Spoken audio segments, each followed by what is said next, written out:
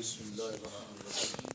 وقال الله تعالى في القرآن المجيد والفرقان الحميد قل إن كنتم تحبون الله فاتبعوني يحببكم الله ويغفر لكم ذنوبكم والله غفور رحيم. صدق الله العظيم. إن الله وملائكته يصلون على النبي يا أيها الذين آمنوا صلوا عليه وسلموا تسليما. اللهم صل على سيدنا مولانا محمد وعلى آله وصحبه الصلاة وكرر الجديدان واستقل الفرقدان وبلغ روحه وأرواح أهل بيته منا تحية والسلام وبارك وسلم عليه كثيرا كثيرا كثيرا.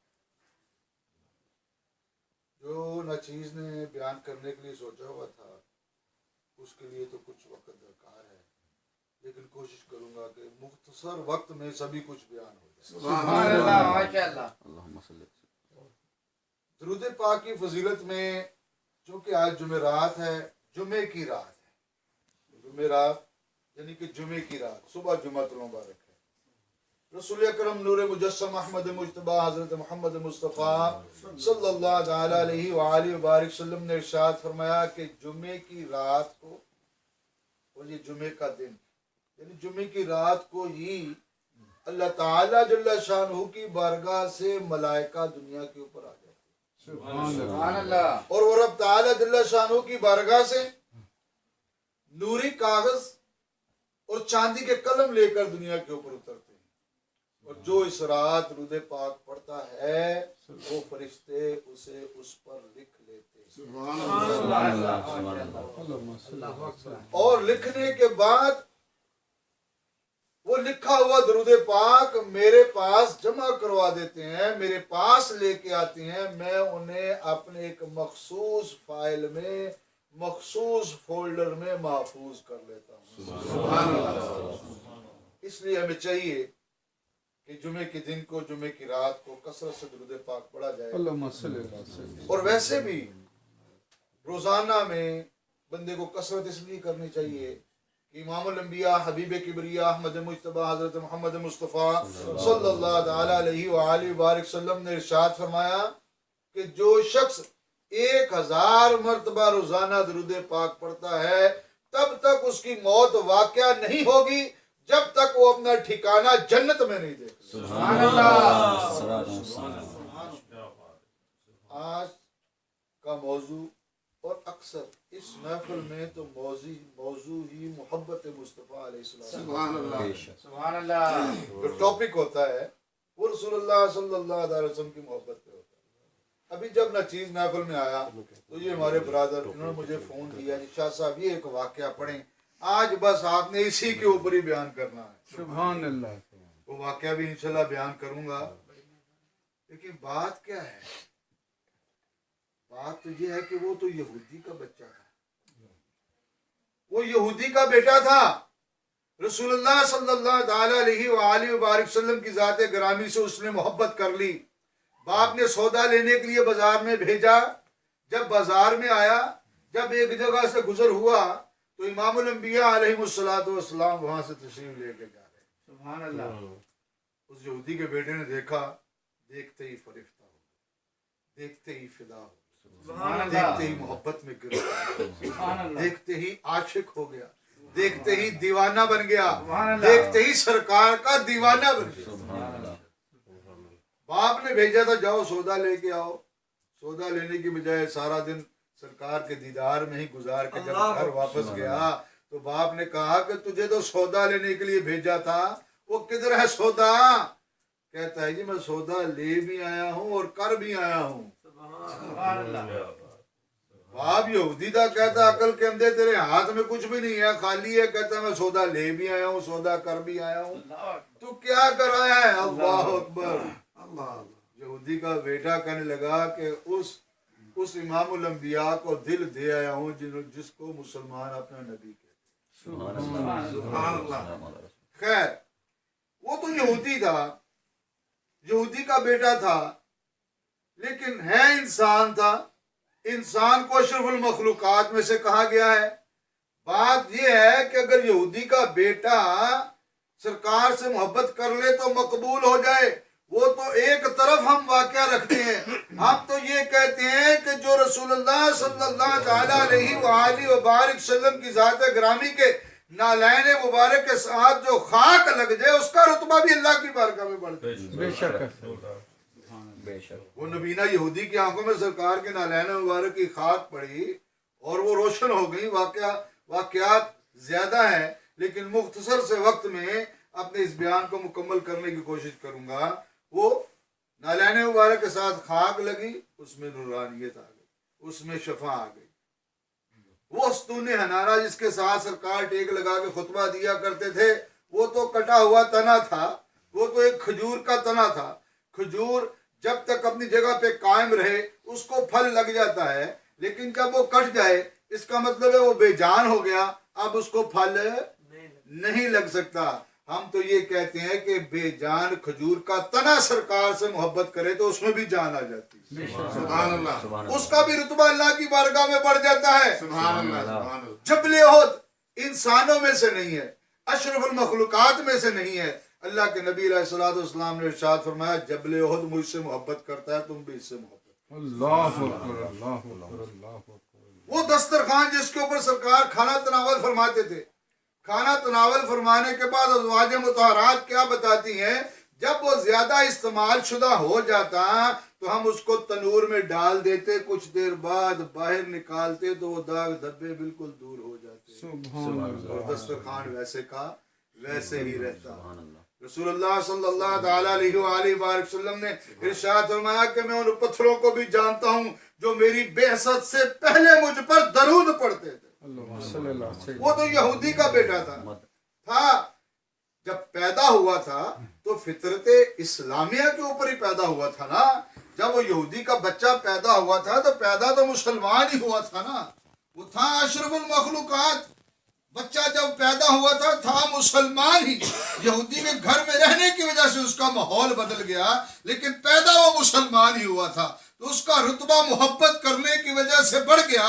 یہ تو ایک عظیم چیز ہے، لیکن ہم یہ کہتے ہیں کہ جس کا رتبہ نہیں ہے، جس کی کوئی قدر و قیمت نہیں ہے، جس کی دنیا کی نظر میں کوئی ویلیو نہیں ہے، اگر اللہ کے نبی صلی اللہ تعالیٰ علیہ وسلم کے دستے مبارک کے ساتھ نالین مبارک کے ساتھ وہ چیز لگ جائے تو اس کا بھی رتبہ بلند ہو. نعرہ تکبیر، نعرہ رسالت، اس کا بھی رتبہ بلند ہو جاتا ہے. ازواج مطہرات بیان کرتی ہیں کہ جس چیز کو سرکار کا ہاتھ مبارک لگ جاتا اس پر آگ اثر نہ کرتی. ہم تو یہ کہتے ہیں کہ بے جان چیزیں بھی سرکار کے جسم کے ساتھ اچھا ہماری نظر میں بے جان ہے. اللہ کریم نے ہر چیز کو ذی روح پیدا فرمایا ہے، اس کے اندر ایک روح ہے. پتھر ہماری نظر میں بے جان ہے لیکن ان کے اندر ایک روح ہے، ایک حص ہے اس کے اندر. رب تعالیٰ جل شانہ نے اس کے وجود کے مطابق ادھر ایک روح رکھی ہے. ایسے تو سرکار نے نہیں فرما دیا نا کہ میں ان پتھروں کو بھی جانتا ہوں جو میری بعثت سے پہلے مجھ پر درود پڑھتے تھے. سرکار کی شان بیان کرنے کے لیے وقت درکار ہوتا ہے، وقت چاہیے ہوتا ہے، لیکن چونکہ وقت مختصر ہے، مختصر ہی کرتے ہوئے ہم پڑھتے ہیں آیت اللہ نور السماوات والارض. زمین و آسمانوں میں اللہ ہی کا نور ہے. بے شک زمین و آسمانوں میں اللہ ہی کا نور. اللہ ہی کا نور ہے. یہ گزشتہ مرتبہ جب ناچیز گیا ہے مکہ پاک مدینہ پاک سرکار کی بارگاہ میں حاضری دینے کے بعد ناچیز الٹے پاؤں جب باہر آیا ہے، وہاں سے باہر آنے کے بعد تھوڑا سا ادھر سے ہٹ کے تو جنت البقیع کی طرف میں منہ کر کے ایسے کھڑا ہوں تو ایک نجدی متوا آ گیا. کہتا کیا کر رہے ہو؟ کہ کھڑا ہوں. کیوں کھڑے ہو؟ بس کھڑا ہوں. ادھر منہ کر کے کیوں کھڑے ہو؟ فَإِنَّمَا تَوَلُّوا فَثَمَّ وَجْهُ اللَّهِ. رب تعالیٰ جل شانہ فرماتا ہے کہ جس طرف بھی تم اپنا چہرہ کرو اسی رب کا ہی ظہور ہے. بے شک. وہ کہنے لگا یہ تو نماز کے متعلق کہا گیا ہے کہ اگر قبلے کا تعین نہ ہو، قبلے کا پتہ نہ ہو تو جس طرف بھی منہ کرو اسی کا ہی ظہور ہے. میں نے اسے کہا نحن اقرب الیہ من حبل الورید. اللہ تعالیٰ فرماتا ہے کہ ہم تمہاری شاہ رگ سے بھی زیادہ قریب ہیں. بے شک. کہتا کدھر ہے خدا دکھاؤ، ادھر ہے، ادھر نہیں، وہ تو عرش الہی کے اوپر ہے۔ اس عقل کے اندھے کو کون بتائے کہ تو کیا اس رب کو دیکھ سکتا ہے؟ مولا علی شیر خدا رضی اللہ تعالیٰ عنہ کی خدمت میں عرض کی گئی کہ اللہ تعالیٰ ہر جگہ پر موجود ہے لیکن نظر کیوں نہیں آتا؟ آپ نے ارشاد فرمایا سورج کی طرف دیکھو، کیا سورج کو نظر بھر کے دیکھ سکتے ہو؟ کیا سورج کی روشنی برداشت کر سکتے ہو؟ کیا سورج کا نور برداشت کر سکتے ہو؟ نہیں۔ اگر تم صرف سورج کا نور نہیں برداشت کر سکتے تو اللہ کریم کے نور کو کیسے برداشت کر سکتے؟ سبحان اللہ۔ پھر یہ یہاں پہ ایک بہت اہم بات ہمیشہ یاد رکھنے والی ہے، وہ کیا ہے؟ ذرا دیکھو صحیح بن رہی ہے، تکیے نہیں بنا کے میرے ہاتھ نہ پڑا دینا۔ سبحان اللہ، سبحان اللہ، سبحان اللہ۔ اللہ نور السماوات والارض، زمینوں آسمانوں میں اللہ ہی کا نور ہے۔ بے شک یا الہ العالمین، ہم دل و بجان سے تسلیم کرتے ہیں تو مالک کائنات ہے، تو خالق کائنات ہے، ہر جگہ پر تیرا ہی نور ظہور ہے۔ تو پھر یہ کیا ہوا کہ اپنے نور سے تو نے اپنے محبوب کے نور کو پیدا کیا۔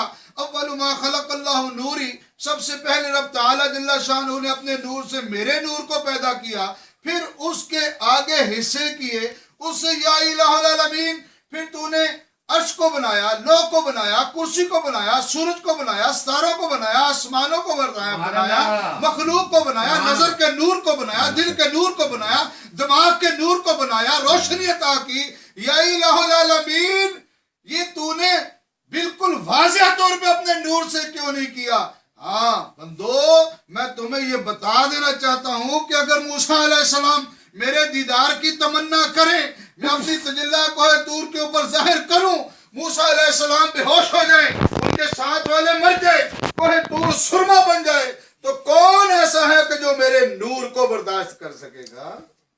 اس لیے میں نے اپنے محبوب علیہ السلام کے ذریعے سے پوری دنیا میں اپنے نور کو پھیلا دیا، کہ میرا محبوب رحمت للعالمین ہے، میرے محبوب کے ذریعے سے جو نور تم تک پہنچے گا تم اس کو برداشت بھی کر سکو گے، تم اس کو دیکھ بھی سکو گے، اس سے تمہارے اندر روشنیاں بھی پیدا ہو جائیں گی۔ اور ہم تو یہ کہتے ہیں کہ اللہ کے محبوب علیہ السلام کے نور کی یہ شان ہے کہ ایک کافر بھی اس سے فیض یاب ہو رہا ہے۔ بے شک۔ اب آپ پوچھیں گے کیسے؟ وہ ایسے کہ یہ ساری جو باتیں بیان کی ہیں، اس میں ایک بات یہ بھی ہے کہ جو آنکھوں کو نور اللہ کریم نے عطا کیا، وہ اپنے محبوب کے نور سے آنکھوں کو نور عطا کیا، سبحان اللہ، سبحان اللہ۔ اور وہ نور، اس نور سے تو کافر بھی فائدہ حاصل کر بے شک۔ کافر بھی فائدہ حاصل کر رہا ہے۔ اللہ کریم نے اپنے محبوب علیہ السلام کو جو رحمت للعالمین بنایا، 7 لاکھ قسم کی مخلوق اس سے فائدہ حاصل کر رہی ہے، فیض یاب ہو رہی ہے، رحمت حاصل کر رہی ہے۔ اور مختصر کرتا چلوں کہ یاد رکھیں، رحمت، لفظ رحمت اور ایک لفظ زحمت۔ لفظ رحمت میں کیا ہے؟ کہتے ہیں جی بڑی اللہ کی رحمت ہوگی۔ زحمت کیا ہو گیا جی؟ زلزلہ آ گیا، اللہ کا عذاب آ گیا جی، بس۔ اس کا مطلب ہے تکلیف، پریشانی، نقصان، یہ اللہ تعالیٰ کے عذاب سے منسلک ہے۔ اور رحمت ہر چیز جو فائدے سے تعلق رکھتی ہے، بڑا اللہ تعالیٰ کا فضل ہے جی، بڑی اللہ تعالیٰ کی رحمت ہو گئی جی، کہ جی کاروبار بڑا ٹھیک رہا، بڑی اللہ کی رحمت ہو گئی ہے۔ دنیا کے انعامات ملے تو کہتے ہیں بڑی اللہ تعالیٰ کی رحمت ہو گئی ہے۔ تو یہ یاد رکھنا ہے کہ وَمَا أَرْسَلْنَاكَ إِلَّا رَحْمَةً لِلْعَالَمِينَ، 7 لاکھ قسم کی مخلوق کو جو رزق مل رہا ہے، جو نعمت مل رہی ہے، جو صحت مل رہی ہے، وہ چلنے کی طاقت اللہ تعالیٰ نے جو عطا کی ہے، دنیا کے تمام انعامات اس رحمت کے وسیلہ جمیلہ سے 7 لاکھ قسم کی مخلوق کو عطا ہو۔ سبحان اللہ۔ اور پھر وہی قُلْ إِن كُنتُمْ تحبون اللہ فاتبعونی یحببکم اللہ۔ پیارے محبوب آپ فرما دیجئے کہ اگر تم اللہ کو دوست رکھنا چاہتے ہو تو مجھ سے محبت کرو، میری اتباع کرو، میری فرما برداری کرو، پھر کیا ہوگا؟ وَيَغْفِرْ لَكُمْ ذُنُوبَكُمْ، اور اس سے پہلے یحببکم اللہ، وہ خود تمہیں دوست رکھے۔ اور وہ تمہیں بخش بھی دے گا، تمہارے گناہ بھی معاف فرما دے گا، اور اللہ بخشنے والا مہربان ہے۔ ہم کہتے ہیں انسان محبت کریں تو رتبہ ملتا ہے، اگر پتھر بھی اللہ کے محبوب سے محبت کریں تو ان کے بھی رتبے بلند ہو جاتے ہیں۔ اللہ کریم ہمیں اپنے محبوب علیہ السلام کی پکی سچی